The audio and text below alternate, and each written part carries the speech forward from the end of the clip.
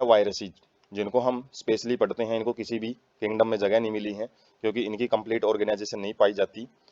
तो वायरस क्या होते हैं? A nucleo protein and genetic material is infectious. तो इनके पास एक तो न्यूक्लियो प्रोटीन होता है, डीएनए आरएनए, और एक मतलब न्यूक्लियो प्रोटीन का मतलब न्यूक्लियस के अंदर एक स्पेशल टाइप का प्रोटीन पाया जाता है, और एक जेनेटिक मटेरियल पाया जाता है जो कि डीएनए और आरएनए का काम करता है। मतलब डीएनए आरएनए ही जेनेटिक मटेरियल, मतलब अपनी इंफॉर्मेशन को आगे की जो प्रोजेनी है उसमें भेजने का काम करेगा। नॉन सेलुलर ऑर्गेनिज्म होते हैं, मतलब इनके अंदर कोई भी सेल टाइप की ऑर्गेनाइजेशन नहीं पाई जाती, और ये शरीर से बाहर तो इनर्ट क्रिस्टलाइन होते हैं। क्रिस्टलाइन मतलब एक सॉलिड सब्सटेंस की तरीके से बिहेव करेंगे, और किसी भी प्रकार के जो मूवमेंट है वो शो नहीं करते हैं, डेड ही लगते हैं बाहर तो ये। और इनके पास एक प्रोटीन कोट होता है जिसको कैप्सिड बोलते हैं, और जिसके अंदर जो छोटी छोटी यूनिट से मिलकर बना होता है जिसको कैप्सोमेयर बोला जाता है। और ये जो कैप्सोमेयर है वो या तो हेलिकल मतलब स्प्रिंग टाइप में अरेंज हो सकती हैं, या फिर पॉलीहेड्रल का मतलब है बहुत ज़्यादा साइड जिसकी हो, उस पर जियोमेट्रिक फैशन मतलब जो एक शेप है उस फैशन में भी ये देखने को मिल सकती हैं। प्रोटेक्ट न्यूक्लिक एसिड, काम क्या होता है प्रोटीन कोट का? तो ये न्यूक्लिक एसिड को प्रोटेक्ट करता है। ड्यूरिंग इन्फेक्शन, इन्फेक्शन के टाइम पे take over machinery of the host cell to replicate. मतलब जैसे ये सेल में एंटर करता है तो जो भी ऑर्गेनिज्म है उसकी जो भी सेल्स हैं उनका जो सारा काम है ये खुद करने लग जाता है और अपनी संख्या को बढ़ाता है।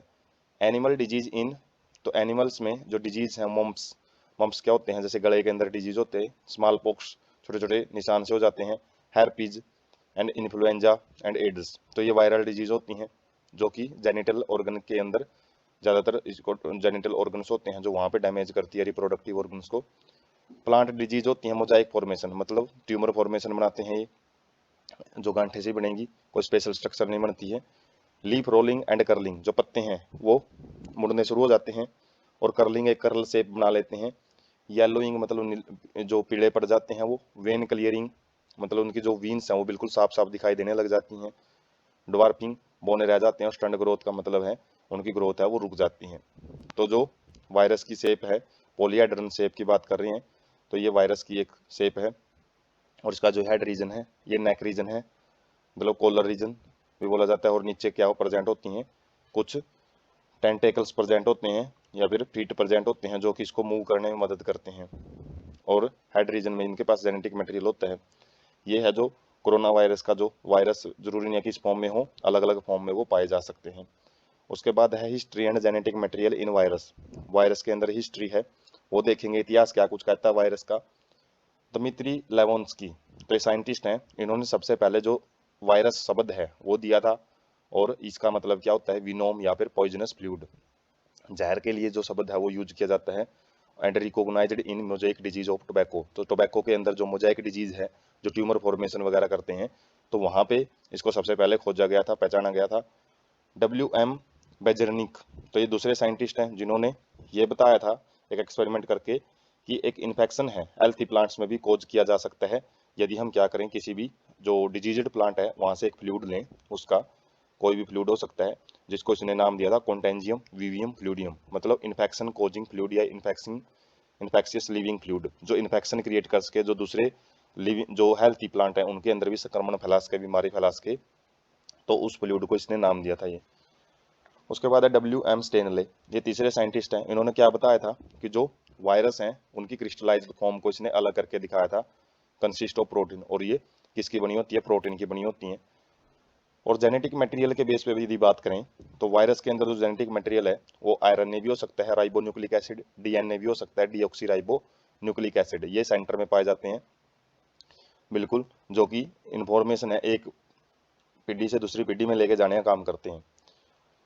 प्लांट वायरस हैं जो उनके पास सिंगल स्ट्रैंडेड आरएनए पाया जाता है, मतलब एक ही चेन पाई जाती है, एक धागे के रूप में आरएनए होता है। जबकि एनिमल वायरस के अंदर single stranded RNA, double stranded RNA, या फिर डबल स्ट्रैंडेड डीएनए, तो अलग अलग फॉर्म होती हैं। सिंगल स्ट्रैंडेड तो जैसे एक सिंपल एक चेन पाई जाएगी न्यूक्लियोटाइड्स की, और डबल स्ट्रैंडेड के अंदर दो चेन है आपस में लिपटी हुई मिलेंगी, वो आरएनए की भी हो सकती हैं, वो डीएनए की भी हो सकती हैं। जबकि जो बैक्टीरियल वायरस है, बैक्टीरियोफेजी जिसको बोलते हैं, जो बैक्टीरिया को इन्फेक्ट करते हैं, उनके अंदर हमेशा डबल स्ट्रैंडेड डीएनए वायरस पाया जाता है। तो यहाँ से 1 मार्क क्वेश्चन है, वो बहुत बार पूछने के चांस रहते हैं कि प्लांट वायरस है उनके अंदर क्या पाया जाएगा, किस टाइप का जेनेटिक मटेरियल है, एनिमल में किस टाइप का है, और बैक्टीरियोफेजिज में किस टाइप का जो वायरस है जो खासकर जो जेनेटिक मटेरियल है वो पाया जाता है। उसके बाद है वायरोइड्स एंड प्रायोन्स। तो जो अलग टाइप के जो ऑर्गेनिज्म है वायरस के अलावा हैं ये, तो इनको भी कोई सिस्टम ऑफ क्लासिफिकेशन में जगह नहीं मिली है। तो वायरोइड्स क्या होते हैं? तो सबसे पहले टी ओ डोनियर ने इनको डिस्कवर किया था, फ्री इन्फेक्शियस आरएनए। तो जैसे हमने उसमें वायरस में पढ़ा है कि वहाँ पे तो एक आरएनए भी मिलेगा, आरएनए या डीएनए, और साथ में प्रोटीन कोड भी मिलता है, लेकिन यहाँ पे केवल आरएनए पाया जाता है, प्रोटीन कोड अब्सेंट होता है, और ये वायरस से छोटे होते हैं। और कहाँ पे खोजा गया था इनको? पोटैटो स्पिंडल ट्यूबर डिजीज, एक बीमारी होती है पोटैटो के अंदर, तो वहाँ पे इनको खोजा गया था, और इनके पास प्रोटीन कोड अब्सेंट होता है जो कि वायरस में पाया जाता है। RNA of the viroid was of low molecular weight. तो जब इनको मापा जाता है, तोला जाता है, तो बहुत ही छोटी इकाई होती है, जो मोलिकुलर वेट डाल्टन में इनको मापा जाता है, जिनका वेट है, तो इनका वेट है वो वायरस से बहुत ही कम पाया जाता है। उसके बाद प्रायोन्स। प्रायोन्स क्या होते हैं? Abnormally folded protein. तो ये केवल प्रोटीन स्ट्रक्चर इनके अंदर पाई जाती है, इनके पास कोई भी जेनेटिक मटेरियल नहीं होता, मतलब आरएनए प्रेजेंट नहीं होता, और इनका जो साइज है वायरस के साइज के बराबर ही होता है। और इन्फेक्शियस न्यूरोलॉजिकल डिजीज, मतलब जो ब्रेन से रिलेटेड डिजीज हैं वो फैलाते हैं ये। मोस्ट नोटेबल डिजीज, जो सबसे ज़्यादा जो डिजीज पाई जाती है वो बोविन स्पोंजीफेरम एनसेफेलोपैथी, तो BSE डिजीज बोलते हैं, जिसको मैड काउ डिजीज बोला जाता है कॉमनली। मतलब ये कैटल्स में पाई जाती है, जिनके जो दिमाग के अंदर ये डिजीज होती है, तो वो मतलब पागलों जैसा बिहेव करना शुरू कर देती हैं। और ह्यूमंस के अंदर भी इसी का एक एनालॉग का, मतलब जिसका फंक्शन सेम हो, मतलब इंसानों में भी जो दिमाग की बीमारी फैलाता है उसका नाम क्या है? डॉक्टर नहीं, CR है, CR जैकोब डिजीज, मतलब उस डिजीज को बोलते हैं CR जैकोब डिजीज या CJD। तो ये BSE डिजीज का ही एक एनालॉग होता है, एनिमल्स में होती है तो उसको BSE बोलते हैं, और यदि ह्यूमंस में होती हैं खासकर उसको CJD बोलते हैं। तो ये प्रायोन्स की वजह से फैलती है। तो जो वायरोइड है उसकी स्ट्रक्चर देख सकते हैं, यहाँ पे केवल एक आरएनए पाया जाता है, वो कुछ कुछ जगह पे डबल स्टैंडर्ड हो जाता है, कुछ जगह पे वो अलग अलग एक चेन के रूप में पाया जाता है, जैसे यहाँ पे डबल स्टैंडर्ड है जहाँ पे बेस पेयरिंग वगैरह शो कर रहा है ये, और यहाँ पे केवल आरएनए ही पाया जाता है। जबकि ये है प्रोटीन, जो एबनॉर्मली फोल्डेड प्रोटीन। इसका मतलब क्या है? वैसे जो प्रोटीन फोल्डिंग होती है, प्रोटीन जब बनता है हमारे शरीर में तो उसकी फोल्डिंग बड़ा जरूरी है, उसको लिपटाया जाता है एक चेन से दूसरी चेन में, जैसे देख सकते हैं जो अलग अलग चेन है वो अलग अलग फॉर्म में लिपटी हुई है, और इसी फोल्डिंग की वजह से जो हमारे शरीर में जो अलग अलग प्रोटीन है वो काम कर पाते हैं।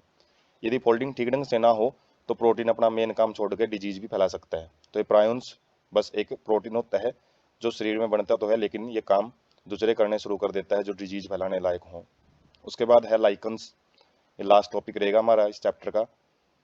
तो सिम्बायोटिक एसोसिएशन होते हैं ये, मतलब इसमें दो जीव रहते हैं, दोनों मिलके एक दूसरे की मदद करते हैं, जो खाना वगैरह बनाने में और जो रहने में। जैसे एल्गी और फंजाई के अंदर पाया जाता है ये, एल्गी और फंजाई दोनों मिलकर रहते हैं। Difficult to different both organisms with in them. तो दोनों ऑर्गेनिजम्स को अलग अलग करना बहुत ही ज़्यादा मुश्किल होता है, क्योंकि दोनों ऑर्गेनिज्म एक दूसरे में बिल्कुल कॉम्प्लेक्स ढंग से एक दूसरे में फिक्स होते हैं। एल्गल कंपोनेंट को हम फाइकोबायोंट बोलते हैं, फाइको मतलब प्लांट से रिलेटेड वर्ड यूज किया जाता है, और ये ऑटोट्रोपिक होता है, मतलब खाना बनाता है, फोटोसिंथेसिस करेगा। जबकि जो फंगस हैं वो हेटेरोट्रोपिक होते हैं, और उसको माइकोबायोंट बोला जाता है। तो कई बार माइकोबायोलॉजी बोल पूछ लिया जाता है, माइकोलॉजी तो क्या होती है? फंगस की स्टडी को माइकोलॉजी बोला जाता है। तो कई बार जो कम्पिटिटिव एग्जाम में पूछा जाता है ये वर्ड। एल्गी प्रिपेयर फूड, जो एल्गी है वो क्या करती है? खाना तैयार करती है फोटोसिंथेसिस के द्वारा। जबकि जो फंजाई है वो क्या करता है? शेल्टर देता है, रहने लायक जगह देता है किसको? एल्गी को। और साथ में जो मिनरल वगैरह है उनको एब्जॉर्ब करता है मिट्टी से या फिर वाटर से।